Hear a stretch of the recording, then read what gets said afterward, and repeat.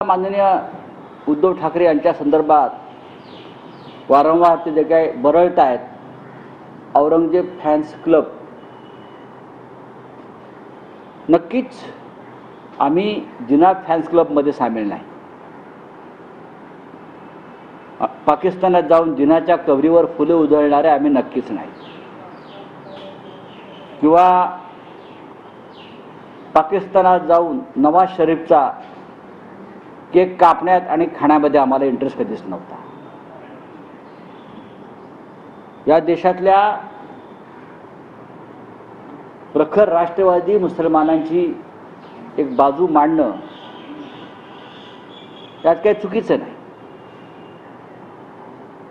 या देशातल्या अनेक संघर्षाच्या काळामध्ये या देशात मुस्लिमांनी सुद्धा बलिदान केलेलं आहे.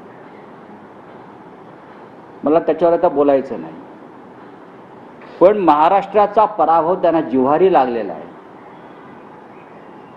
महाराष्ट्रामध्ये निवडणुकीच्या प्रचारात सुद्धा अमित शहा यांनी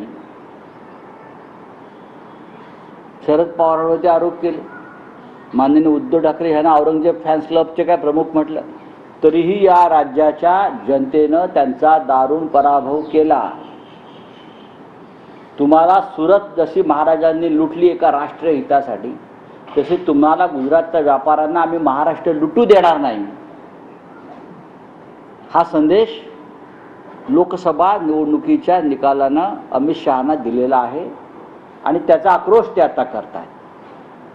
माननीय शरद पवार साहेब असतील, माननीय उद्धव ठाकरे साहेब असतील, हे दोन या महाराष्ट्राच्या आणि देशाच्या राजकारणातल्या सन्माननीय व्यक्ती आहेत. भारतीय जनता पक्षासारख्या खोटारडेपणाच्या मशीन्स लावून आम्ही काम करत नाही. आम्ही EVMचे घोटाळे करून, निवडणूक रोख्यांचे घोटाळे करून, ED आणि CBIचे घोटाळे करून आम्ही जिंकत नाही. आम्हाला जनतेनं स्वच्छ आणि स्पष्ट मार्गाने विजयी केलेला आहे.